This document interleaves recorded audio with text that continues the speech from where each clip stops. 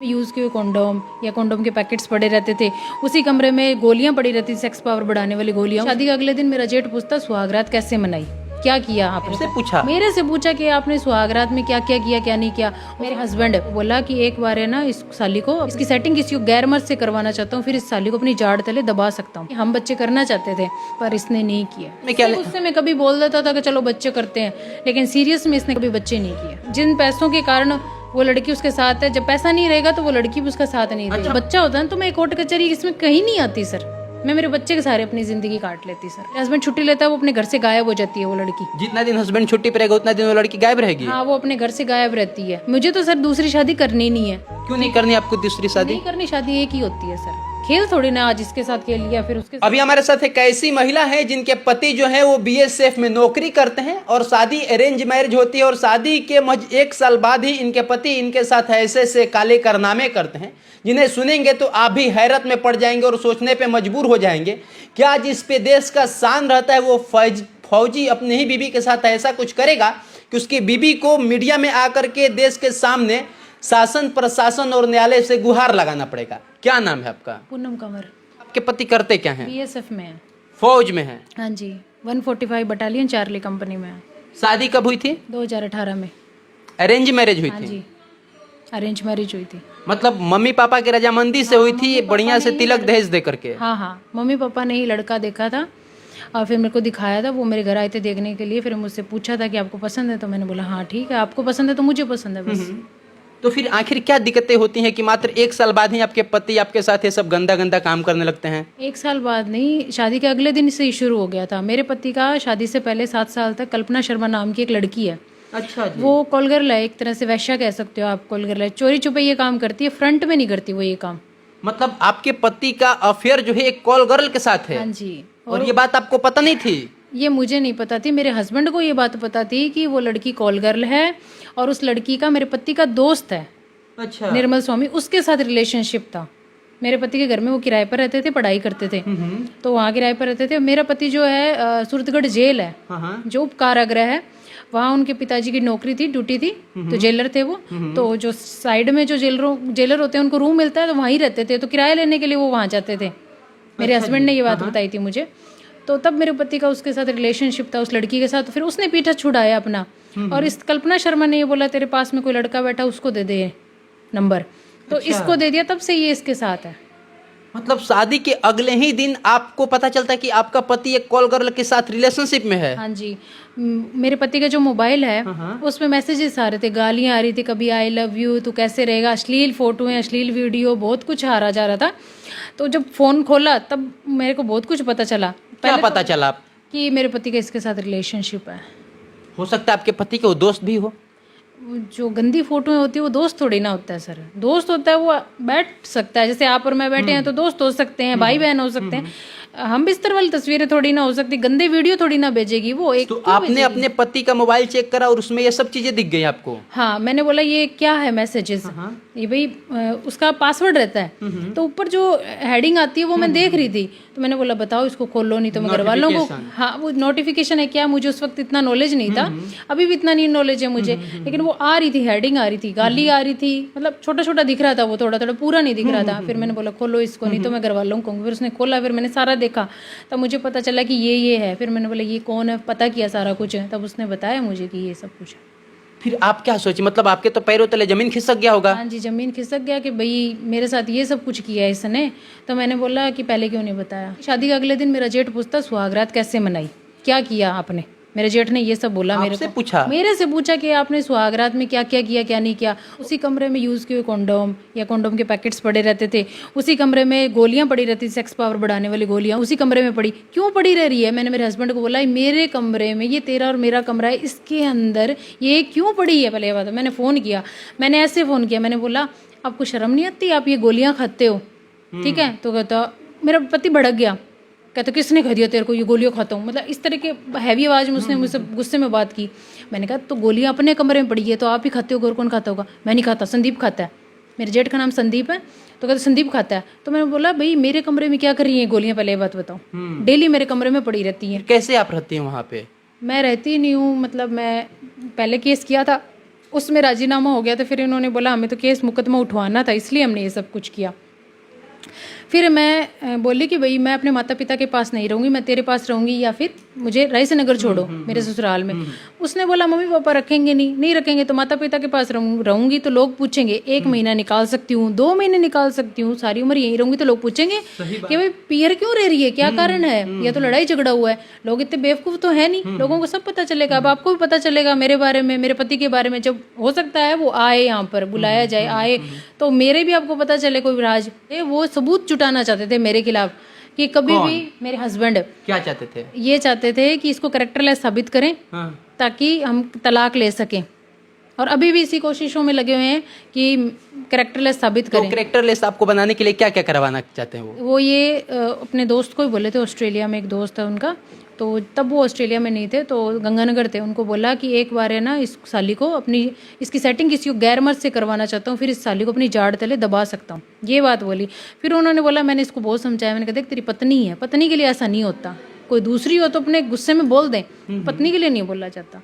तो ये जब मैंने सुना तब मैं अक्की बक्की रह गई। मैंने कहा उसने इतनी गंदी सोच मेरे बारे में, मतलब फिर मैं सेफ नहीं हूँ इसके साथ। यानी कि वो तो आपको कहीं बाजार में भी ले जाकर उतार देंगे, कुछ भी कर देंगे वैसे इंसान के बारे में। मतलब तो इंसान जानवर एकदम भाई, जो अपने पत्नी को कहता हो कि हम अपने दोस्त या फिर तू किसी और के साथ इसका सेटिंग करा, सबूत दे कि वो किसी के साथ सो रही, हम बिस्तर हो रही, फिर हम इसको कोर्ट में घसीटेंगे, फिर तलाक लेंगे। जी यही है, तलाक लेने के लिए वो ये कर रहा है। मेरे पीछे भी लगाते हैं वो आदमी कि कहीं जाती है, कहीं आती है, कहाँ जाती है, कहाँ नहीं जाती है। यहाँ तक कि उनका जो वकील है, उनके वकील का असिस्टेंट ही कह सकते हैं अपने, उनसे काम सीखा, वो मेरे घर आया था। अच्छा। तो मेरे घर आया तो वो बोलता कि वो तो तेरे पर तेजाब घेर देगा, तू तलाक ले, तलाक लिए बिना मतलब मामला कैसे सेट सोटा के धमकाते हैं। धमकाया, कहते वो तो ये एक तरह से धमकाया मुझे धमकाया। तो मैंने बोला कोई बात नहीं, मैं रोने लगी बहुत ज़्यादा। मैंने कहा कोई बात नहीं। फिर मेरी मम्मी बोलती कि देखिए साहब, मेरी मम्मी ने बहुत गुस्से में बोला उनको कि जब 2 लोग लड़ते हैं तो एक तो हारेगा और एक जीतेगा, दोनों तो जीत नहीं सकते, है ना। तो कोई बात नहीं, मेरे पास ये प्रॉपर्टी है, मेरा मकान है, मैं बेच दूंगी, कोई दिक्कत नहीं है, पर हम उसको जैसी करा के मानेंगे। मेरी बेटी की जिंदगी खराब कर दी किसी और बहन बेटी की, कल को वो लाइफ खराब करेगा, हम ये कैसे बर्दाश्त करेंगे। सबकी बहन बेटी एक जैसी होती है, इज्जत सब लड़कियों की एक जैसी ही है। मेरी बेटी की इज्जत है ऐसी, उसकी बहन की इज्जत होगी। आपके बाल बच्चे कुछ हैं? नहीं, उसकी बहन का कहना है शिव तुझे बच्चे करने की क्या जरूरत है, मेरे बच्चे हैं ना। तब उसने बच्चे नहीं किए, जबकि हम बच्चे करना चाहते थे। मेरी मम्मी का ये कहना था कि बच्चे करो, पर इसने नहीं किए। तो बहन की उसमें क्या? उससे मैं कभी बोल देता था कि चलो बच्चे करते हैं, लेकिन सीरियस में इसने कभी बच्चे नहीं किए। ट्राई भी नहीं किया उसने? नहीं। आपकी रजामंदी थी? हाँ, मेरी रजामंदी थी कि बच्चे करते हैं। तो उसको क्यों बच्चे नहीं चाहिए थे? मतलब कुछ तो कारण बताता होगा ना। ये बच्चे का तो यही कारण था कि उसकी बहन के बच्चे हैं, मतलब बहन के बच्चे रहेंगे। और मेरे बच्चे तो मुझे माँ कहेंगे, उसकी बहन के बच्चे मुझे माँ थोड़ी ना कहेंगे। मुझे ये बोलेंगे कि भाई मामी है, मामी साहब बोल देंगे, मामी जी बोल देंगे, लेकिन उसके बच्चे मुझे माँ थोड़ी ना बोलेंगे। मेरे बच्चे ही सर मुझे माँ बोलेंगे। कोई तो वारिस चाहिए ना बुढ़ापे के लिए। वारिस की बात नहीं है, माँ शब्द सुनने के लिए तरस जाते हैं सर। मेरी माँ भी का भी मुझे पता है, मेरी माँ मेरे मुंह से माँ सुनती है तो बहुत अच्छा लगता है। मेरे को भी ये होता है कि मेरे बच्चा हो सर। अब मान लीजिए मेरा बच्चा होता है तो मैं कोर्ट कचहरी इसमें कहीं नहीं आती सर, मैं मेरे बच्चे के सारे अपनी ज़िंदगी काट लेती सर। मेरी लड़की भी होती ना सर तो मैं कुछ भी नहीं करती कोर्ट कचहरी में, मेरे बच्चे की सारी ज़िंदगी काट लेती। वो लड़की आपके हस्बैंड के साथ क्या करती है? वो लड़की घूमती फिरती है। मैं उसका बर्थडे पर भी आए थे, जब वो छुट्टी लेती है तब वो लड़की, मेरा हस्बैंड छुट्टी लेता है, वो अपने घर से गायब हो जाती है। वो लड़की जितना दिन हस्बैंड छुट्टी पर रहेगा उतना दिन वो लड़की गायब रहेगी। हाँ, वो अपने घर से गायब रहती है। फौजियों को हिंदुस्तान में मतलब मान सम्मान दिया जाता है, लोग इज्जत के नज़र से देखते हैं। ऐसा कहा जाता है पूरा देश का शान जो है इस फौजी भाई पे है, और वो फौजी भाई एक महिला के साथ ऐसे करे तो फिर एक महिला क्या सोचती है फौजी के बारे में? सर सच्चाई अलग होती है सर, जो दिखता है वो सच नहीं होता सर। जो दिख रहा है, हो सकता है मैं झूठ बोल रही हूँ आपसे, वो आएगा तब वो बताएगा आपको कि क्या बात है। जो दिख रहा है वो सच ज़रूरी नहीं है सर कि हम फौजियों के बारे में, सारे फौजी गलत नहीं है सर। मैं आपको कहीं वो घुमाने फिराने भी नहीं ले गया शादी के बाद? कुछ शादी के बाद में पुलिस ने बोला था कि तुम्हारे बीच में मिसअंडरस्टैंडिंग हुई है, लड़ाई झगड़ा हुआ है, ये सब कुछ हुआ है, तू दूसरी लड़की के पास गया तो इसका मन भी खराब हुआ है, तो तू जा। इसकी जेब में 10,000 रुपये, तब मेरे पिताजी ने इसको 20,000 रुपये दिए थे, 20-25,000 रुपये, और मैंने भी इसके अकाउंट में 25,000 रुपये उसी दौरान डाले थे, जिसकी मैंने बात पता है। आपके पति नौकरी कर रहा है, फौज में है, और उसको आपको घुमाने के लिए आपके ही पिताजी से पैसा लेना पड़ा? 20,000 नगद लिए थे हमने, नगद मेरे पिताजी से लिए थे। कहते मेरे पास नहीं है, तो फिर पापा बोलते लो मैं देता हूँ तुम्हें पैसे, भाई नहीं है तो तुम घूमो फिरो करो। और 25,000 मेरे अकाउंट से, उसके फोन पे से उसने खुद ने मेरा मोबाइल अपने हाथ में ले लिया और अकाउंट में ट्रांसफर किया। आप नहीं पूछिए आप क्या जिंदगी भर कमाते हो, नौकरी में हो, गवर्नमेंट जॉब में, और तुम्हारे पास? मैंने ये सोचा कि उसके पास नहीं है। तो अब आप क्या चाहते हैं? मतलब मीडिया में आई हैं, न्यायालय में गई हैं, शासन प्रशासन के पास जा रही हैं, क्या मतलब चाहते हैं अब आपकी? मैं यही चाहती हूँ कि भाई मुझे न्याय मिले। न्याय में आप क्या चाहते हैं? मतलब फर्स्ट तो यही है, लेकिन मुझे लगता नहीं है इसका कि भाई मेरा घर बस जाए, वो सुधर जाए। लेकिन अगर नहीं है तो फिर उसको टर्मिनेट किया जाए, उसको जेल भेजा जाए। जिन पैसों के कारण वो लड़की उसके साथ है, जब पैसा नहीं रहेगा तो वो लड़की भी उसका साथ नहीं देगी। अच्छा, मतलब वो लड़की जो है आपके पति के साथ इसलिए रहती है क्योंकि वो पति से पैसा हटती है? 64,000 सैलरी है उसकी सर मेरे। अब वो जब सस्पेंड हो जाएगा जॉब से या फिर उसको निकाल दी जाएगी, आपसे माफी मांगे तो फिर आप रखना चाहेंगे उसको? मैं इस बारे में कह नहीं सकती सर, क्योंकि जब ऐसा होता है, ऐसा ही होता है, क्योंकि फिर वो उसको नौकरी बचा। वो खेल ही खेलेगा इसका मतलब। तो जब वो पहले नहीं रख रहा तो बाद में क्या करेगा? मुझे तो सर दूसरी शादी करनी नहीं है। क्यों नहीं करनी आपको दूसरी शादी? नहीं करनी, शादी एक ही होती है सर। खेल थोड़ी ना, आज इसके साथ खेल लिया फिर उसके साथ खेल लिया। गलत संबंध बन जाए तो फिर ये गुनाह भी तो नहीं है ना? अगर कोई ढंग के दूसरा मिले बंदा, सब ठीक हो, अगर यहाँ आपको मारे पीटे जलील करे, उससे बेहतर ही है कुछ बेहतर हो जाए। सर हमारी भाषा में बोलते मैं दाप गई, मतलब मन भर गया शादीशुदी के नाम से, रिश्तों के नाम से। बस रिश्ता है, माता पिता के साथ है। और अगर कभी कमाने लगी, अभी तो इन्हीं चक्रों में फंस रही हूँ, कभी कमाने लगी तो जो लड़कियां हैं जो दुखी हैं या फिर जो एनिमल्स दुखी हैं उनके लिए कुछ करना चाहूँगी। जैसे मर्दों को क्या कहना चाहेंगे जो शादी करने के बाद अलग अलग तरह से रंगरलियाँ मनाते हैं, एंजॉय करते हैं? सर मर्दों की गलती तब है, कानून गलत है। ये लिव इन का कानून बनाया है तब से सर ये हुआ है, इतना पहले नहीं था। पहले बहुत दूर में एक आध सुनाई देता था, अब हर घर में ही सुनाई देता है। ये लिव इन का कानून है, गलत है। लेकिन लोग कह रहे हैं कि सारे कोर्ट के जो कानून है वो महिलाओं के पक्ष में, और आप एक महिला होकर के बोले कि सारे गलत। पक्ष में, अगर पक्ष में होता तो मुझे मेरे पति की अब तक आधी सैलरी मिल चुकी होती। नहीं मिल रही, कहाँ पक्ष में? आप बताइए, मैं कितने चक्कर काटती हूँ, मैं हर तारीख पर जाती हूँ। मेरी महीने में कभी पति नहीं आते हैं तारीख पे? पति नहीं आते। पति लगभग 2 साल हो चुके, मेरे पति नहीं आता। बताइए कहाँ पक्ष में है? और शादी के कितना समय बाद से वो अलग हो गया? 1 साल बाद। लास्ट टाइम कब आप मिली थी? 13 तारीख को घर से निकल गए थे। साल कौन सा था? 2019। मतलब 18 में शादी होती है, 19 में वो घर से निकले, और तब से लेकर के अभी 6 साल से आप मिली ही नहीं है? नहीं, मैं 15 में गई थी, 15 तारीख को गई थी, तब मेरी मुलाकात हुई थी। 15 दिसंबर 2019 में मेरी मुलाकात हुई थी। मैं गई थी वहाँ पर उसे समझाने के लिए, भाई मुझे तेरे साथ ही रहना है।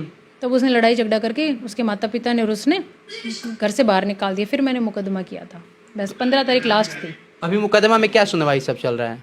मुकदमा में ये है कि एक तो दहेज का केस है, मारपीट का केस है, और घरेलू हिंसा है 125 है, और सेकंड मैरिज का केस है जिसमें पुलिस ने ये मानना है कि हाँ इसने सेकंड मैरिज की है।